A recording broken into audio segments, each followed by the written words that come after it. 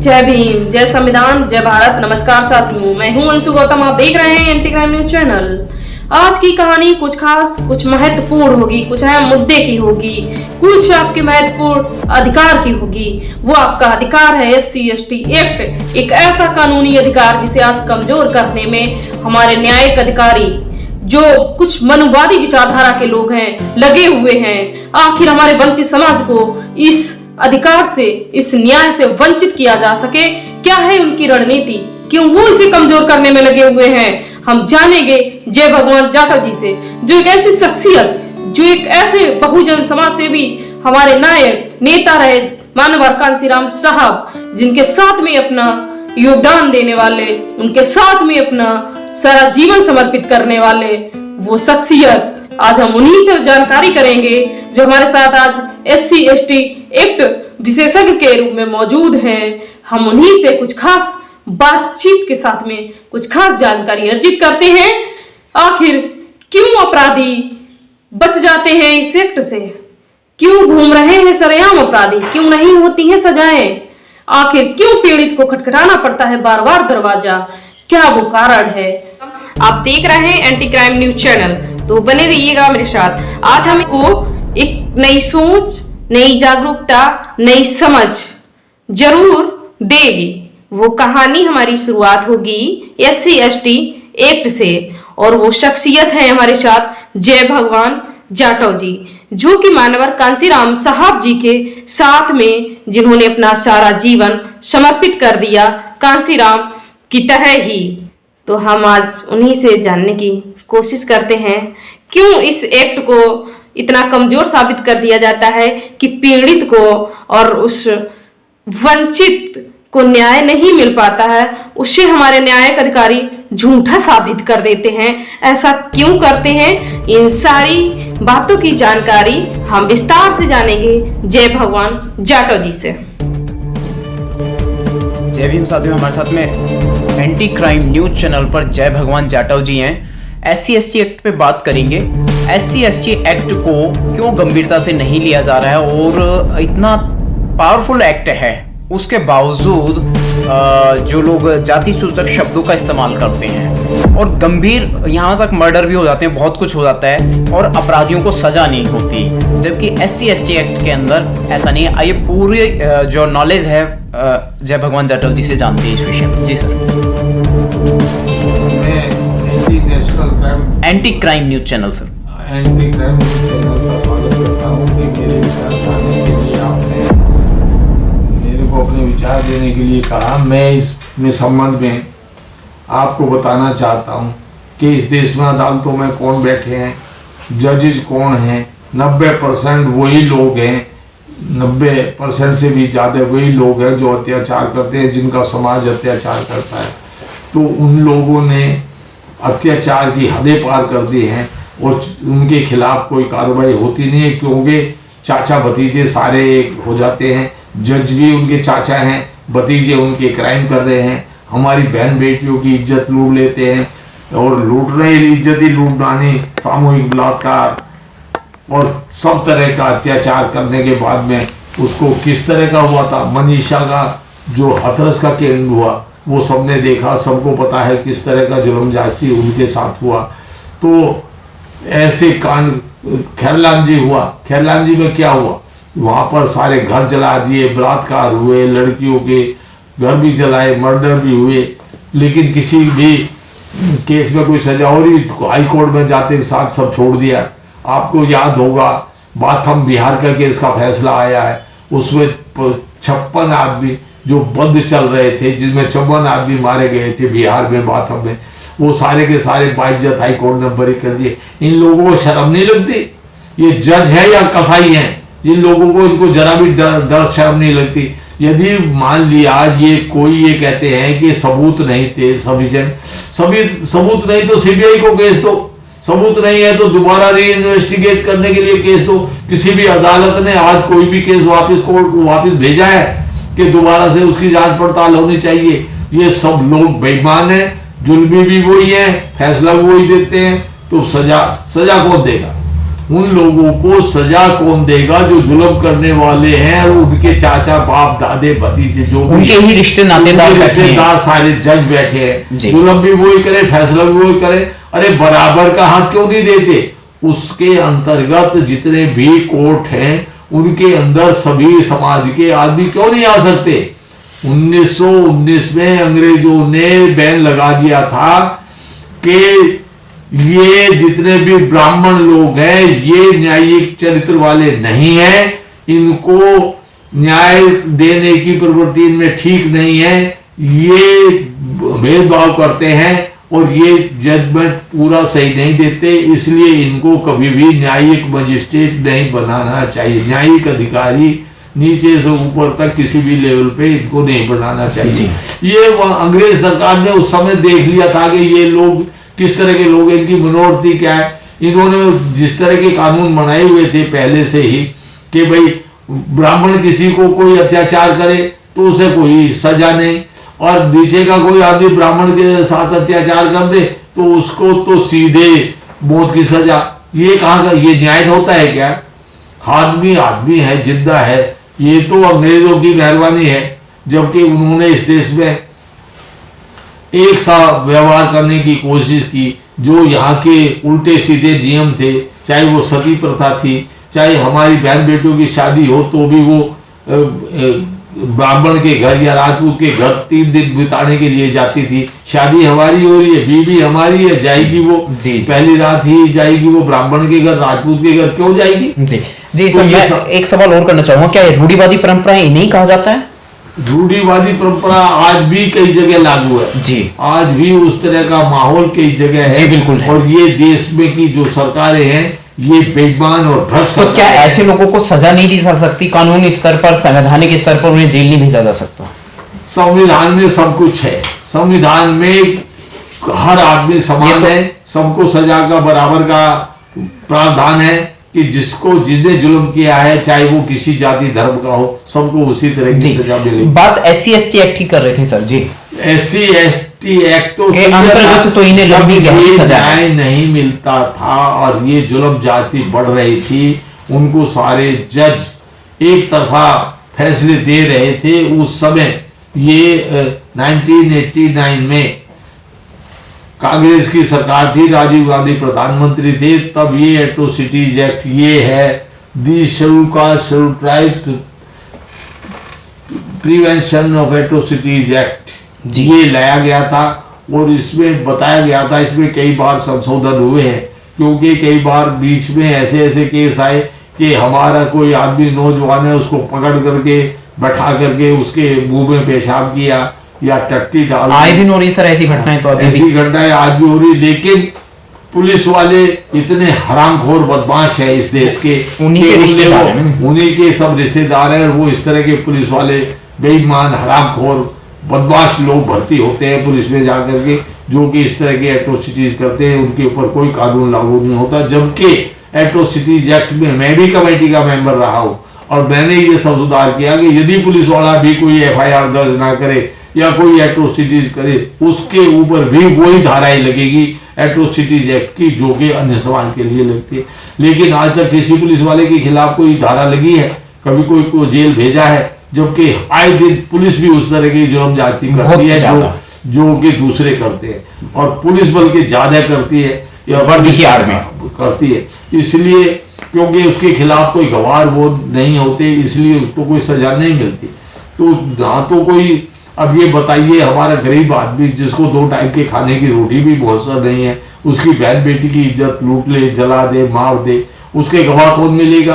Court में मुकदमा 15-15, 20-20 साल चलता है। ये यदि जज इतने ही निष्पक्ष और ईमानदार है तो 1 साल के अंदर क्यों नहीं ऐसे मामलों में फैसला देते? क्यों 15 साल 20 साल के लिए केस लटका रहता है? वो गरीब आदमी कहाँ तक लड़ेगा? कितने बार कोर्ट जाएगा? कितने वकील को फीस देगा? कहाँ से देगा?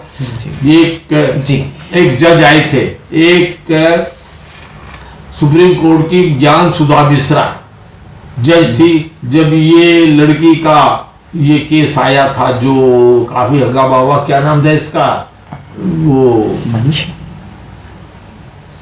ये ज्यादातर सब लोग के विचार आए थे और दलितों ने भी आवाज उठाई थी कि हमारे साथ भी ये होता है जो निर्भया के साथ हुआ।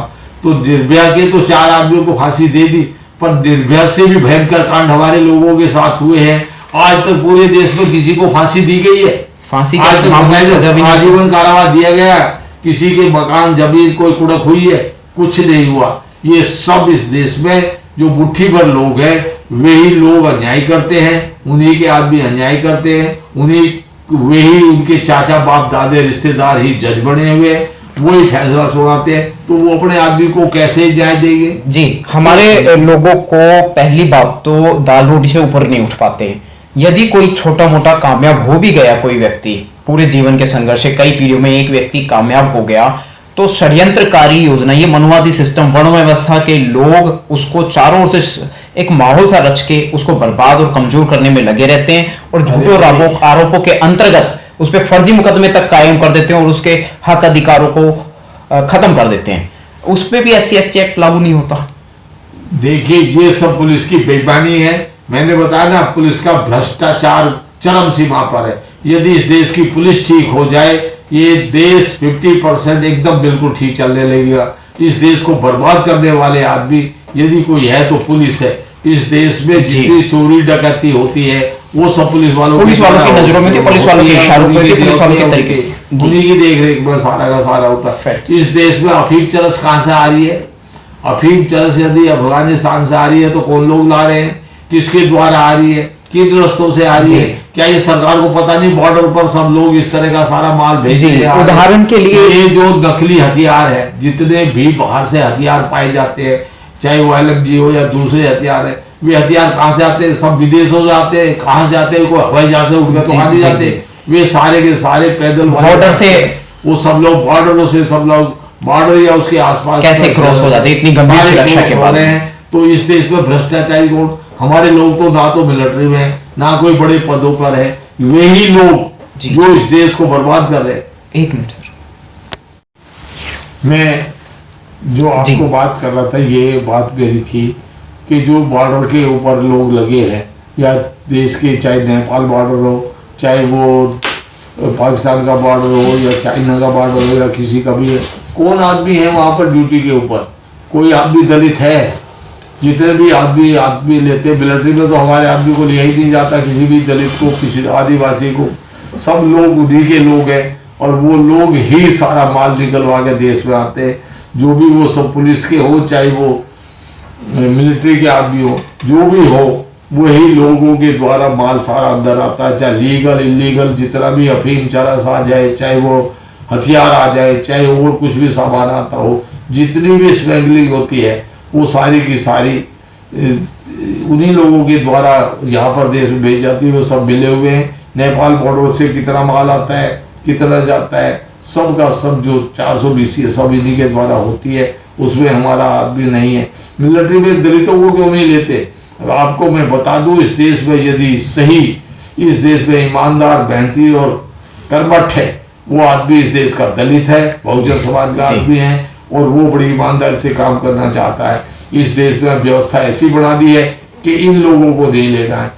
हम लोगों को पुलिस में भी नहीं लेते हैं, हम लोगों को ये मिलिट्री में भी नहीं लेते हैं, वो की दूसरी जगह पर नहीं लेते। क्यों नहीं लेते? हमारे आदमी भी तो देखा जाए ईमानदार कौन है। आज जितने भी गैंगस्टर है, गैंगस्टर, या दिल्ली में 10 आदमियों की फोटो छपी थी, कोई बताइए उसमें दलित था क्या? कितने आदमी चारों तरफ गैंग चल रहे हैं, कितने आदमी चोर डकैत और बड़े बड़े पकड़े जाते हैं। उसमें हमें क्लियर बताओ दलित कौन है?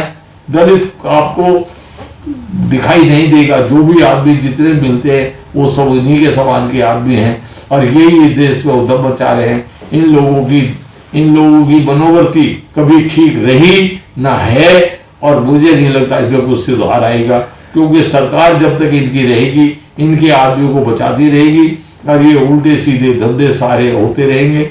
आज की जो मामला चल रहा है, आज आप बड़े बड़े क्राइम हो रहे हैं। देखो कितना बड़ा मामला पकड़ा गया था, जो बंदरगाह के ऊपर पकड़ा गया, 30,000 किलो जो अफीम चरस या दूसरी चीजें, सब नशे की चीजें पकड़ी गई थी। कहाँ गई? कोई चर्चा ही नहीं है। कोई बंदरगाह का उसमें बताया गया है कि अडानी का बंदरगाह था, तो उसी बंदरगाह पे क्यों आई? अडानी के बंदरगाह पर ही माल क्यों आया? ये देश तो आज नहीं तो कल नहीं तो परसों बर्बाद हुआ ही हुआ, क्योंकि इस देश में देश के प्रति किसी भी इन लोगों के मन में किसी तरह का भी देश के प्रति प्यार नहीं है। ये लोग मूल निवासियों को दबाना चाहते हैं। ये बाहर के आए हुए आदमी हैं, ये फिर अपना थैला उठा करके सब भगने को तैयार है। इस देश के मूल निवासियों की जो संतानें हैं वो सब इसका इनके करे हुए का दुख भोगेंगे, मुझे ऐसा लगता है। इसलिए मेरा ये कहना है समाज को कि ये देश को बचाए रखे। पुलिस प्रशासन तो यहाँ बेईमान है, यदि ये ठीक हो जाए। मेरा तो ये मांग है दिल्ली पुलिस के भी सब अफसरों सब अधिकारियों से कि भाई तनख्वाह तुम लोगों को मिलती है, गुजारा करने के लिए तुम्हारे पास सब कुछ है। यहाँ ऐसे लोग हैं जो 10,000 रुपए में काम चला रहे, घर चला रहे अपना। अरे आप लोगों को तो बहुत अच्छी तनख्वाह मिलती है, फिर देश को ईमानदारी से क्यों नहीं चलाया जा सकता? इसमें भ्रष्टाचार क्यों है? इसमें जो आदमी शरीफ है उसको उठा के बंद कर देते हैं, जो बदमाश है उसको निकाल देते हैं। ये कोई इंसानियत थोड़ी है। इनका इंसानियत जवाब नहीं देती। इनके सामने मर्डर हुआ, मर्डर कोई कर रहा, पकड़ा कोई जा रहा, ये सब जानते हैं। तो इनकी आत्मा मर चुकी है। इन लोगों की जो भी ये अपर कास्ट अपने आप को कहते हैं, ये सब बेईमान और भ्रष्ट आदमी हैं। इसलिए देश में मेरी मांग है कि देश को ईमानदारी से चलाया जाए। भाई ये बहुत हो गया। अब जो भी हमारे 70-75 साल गए हैं, अब तो देश बिल्कुल गड्ढे में जा चुका है। इसको बचाना बहुत जरूरी है। और ये सब लोग जो बैठे हैं ऊपर की पदों पर वो अपनी ईमानदारी से करें। मैं जो मेन बात कहना चाह रहा था, जो एट्रोसिटीज एक्ट है, एक्ट में कोई कमी नहीं है, एक्ट बिल्कुल बढ़िया है। एक्ट में कोई भी आदमी सीधा सवाल और पूरा है। जो यू ललित द्वारा और दूसरे जज द्वारा जो फैसला दिया गया था, जो उसको सारा पलट करके और सरकार ने दोबारा अमेंडमेंट करके 2018 में अपना नया धाराएं जोड़ करके लगा दिया और कह दिया था कि कोई भी आदमी जो एट्रोसिटीज एक्ट में बुक होता है, वो उस बुक नहीं, उसके खिलाफ यदि कोई भी एप्लीकेशन थाने में आती है तो उस आदमी को गिरफ्तार करके जेल भेजना जरूरी है। इंक्वायरी बाद में होगी, लेकिन यहाँ भ्रष्ट आदमी क्या है, पहले इंक्वायरी पहले जाते हैं और 99% केसों में कोई केस रजिस्टर्ड होता ही नहीं है। मैंने खुद ये सोम भुगत के देखा है कि कोई आदमी किसी तरह का केस रजिस्टर्ड नहीं करता है। दलितों को मारो पीटो भगा दो थाने से, यही हालत सब जगह हो रही है। तो ये हालत इस देश के लिए खतरनाक है। यदि न्याय के प्रति लोगों का विश्वास उठ जाएगा तो हालत गदर के होंगे, मुझे ऐसा लगता है। इसलिए हालत को बचाना। तो कुल मिलाकर के इस तरह की स्थितियों से आने वाले समय में पलटवार, तख्ता पलट जैसी गंभीर स्थितियां उत्पन्न होंगी। इस देश में कुछ भी हो सकता है। इस देश में क्योंकि पाप का घड़ा भरने को तैयार है। जिस दिन पाप का घड़ा भर जाएगा उस दिन इस देश में गदर शुरू हो जाएगा। ये समझते हैं कि कौन का जो गदर करने का वाला होगा वो एकदम उसको ये कंट्रोल। सरकारी अधिकारी अपने पदों पर 35 करोड़ आदमी इनसे बच के देश चला जाए, ऐसा नहीं हो सकता है। इसलिए जो लोग बहुत कम संख्या में हैं, मुट्ठी भर लोग हैं और वो ऊंचे पदों पर सारा सरकार उनके हाथ में है, उन लोगों की ड्यूटी है कि वो लोग इस देश को संभाल के चलाएं, सबके साथ एक सा व्यवहार करें। एक ज्ञानसुधा मिश्रा, जब ये निर्भया कांड हुआ था उस समय में 2 जज निकल के आए थे, उन्होंने प्रेस कॉन्फ्रेंस में गया था, पूरा अखबार में छपा था कि यदि दलितों को न्याय देना है तो जहां भी एट्रोसिटीज होती है, जहां भी कोई जुल्म जाति होती है, उस एरिया में उस एरिया का न्यायिक अधिकारी मौके पर जाए, वहां पर अपने साथ डीएम या एसएसपी को साथ ले जाए और वहां सबके बयानात ये 72 घंटे के अंदर वहां मौके पर जा करके सबके बयान ले और ले करके वो चार्जशीट बना करके कोर्ट में दाखिल कर दे। उसमें पीड़ित पक्ष को फिर दोबारा वहां नहीं बुलाया जाए। जो गवाही डीएम या न्यायिक मजिस्ट्रेट के सामने हो चुकी, दैट इज सफिशिएंट। उससे ज्यादा कोई इंक्वायरी नहीं होनी चाहिए और 1 साल के अंतराल में ये मुकदमे का फैसला हो जाना चाहिए। यदि ये हालात बनेंगे और ईमानदारी से कोई न्यायिक मजिस्ट्रेट भेज करके वहाँ बयान ले करके उसके ऊपर मुकदमा दर्ज करवा करके वो मामले को निपटवाए तो ये एट्रोसिटीज एक्ट में कुछ कमी आ सकती है। दूसरा मेरा ये कहना है कि ये आर्म्स लाइसेंस देते हैं, एक मेरा ये कहना है ये हर गांव के अंदर हर आदमी के पास, अरे जो लोग जिनको डर नहीं होना चाहिए, जो उच्च जाति के लोग हैं, जो पहले ही दबंग हैं, उन लोगों को ही तुम आर्म्स लाइसेंस देते हो। उनको किस लिए आर्म्स देते हो? वे हम लोगों को मारते हैं, हमारी बस्तियों पे आके हमला करते हैं, हमारे घरों में आग लगाते हैं, उन्हीं लोगों को आर्म्स लाइसेंस दे रहे हो जो हमारी बहन बेटियों की इज्जत लूटते हैं। अरे शर्म लगनी चाहिए तुम्हें।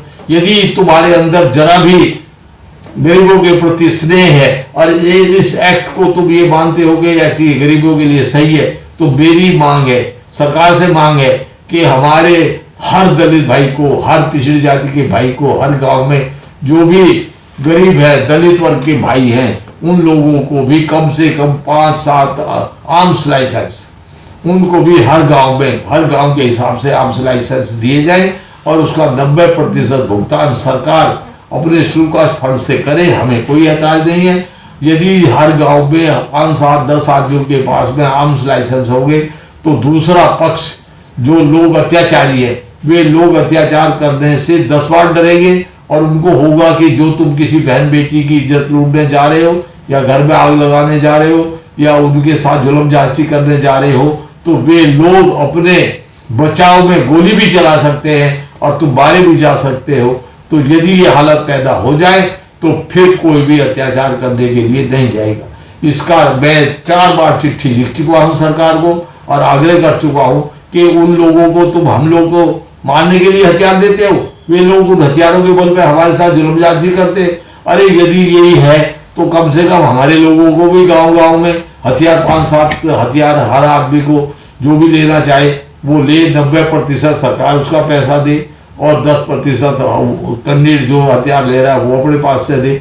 और वो हथियार यदि गांव में होंगे तो जास्ती करने वाले, जो जुल्म करने वाला अत्याचारी आदमी है, वो 100 बार सोचेगा कोई भी मोहल्ले में आकर के किसी इज्जत लूटने के लिए, आग लगाने के लिए या किसी तरह का कोई भी अत्याचार करने से पहले वो 1000 बार सोचेगा, तभी कहीं रहेगा। तो अत्याचार कम करना चाहते हो और हम लोग को न्याय देना चाहते हो तो कोई न्याय वाली बात करो ना। बेईमानी हर वक्त तुम्हारे दिल में भरी है, हर वक्त तुम्हारे दिल में वो भरा हुआ है, जहर भरा हुआ है। यदि तुम चाहते हो कि इस देश में दलित भी इस देश का वासी है, एट्रोसिटीज एक्ट लागू है, तो ईमानदारी से काम करो ना। उनके लिए जो जुल्म जाति करने वाला आदमी है उसको सही मायनों में सजा दिलवाओ। जो आदमी गांव देहातों में बैठा है, जिसके पास कुछ भी नहीं है, उसको भी तो अपनी बचत के लिए, आत्मरक्षा के लिए कोई आर्म्स मिलना चाहिए। उससे काफी हद तक होगा।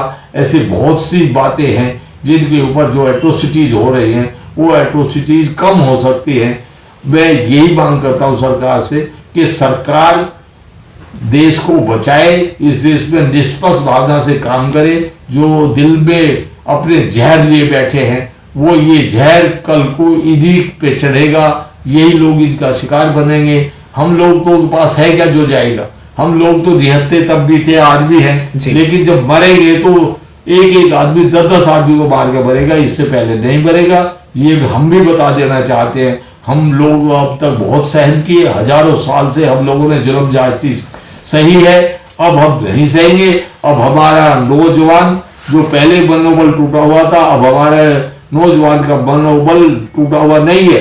अब मनोबल डरता है, शर्म करता है। लेकिन मैं सभी लोगों से ये अनुरोध करूंगा कि वो अपना मनोबल टूटने ना दे और किसी तरह का भी कोई जुल्म जाति होती है तो उसके प्रतिशोध में उनको कोशिश करे कि वो किसी तरह का कोई बदले की भावना से कोई व्यवहार ना करे। लेकिन मैं साथ साथ ये भी कहना चाहूंगा कि यदि उसके ऊपर किस तरह का कोई कातिलाना हमला होता है या किसी तरह का मोहल्ले में, गली में या गांव में किस तरह का अत्याचार होता है, तो आत्मरक्षा के लिए, उसमें आत्म सुरक्षा के लिए वो कुछ भी जो भी है अपने बचाव में जो चाहे इस्तेमाल करके अपनी जान बचाए। ये मेरा सब लोगों से, नौजवान साथियों से अनुरोध है।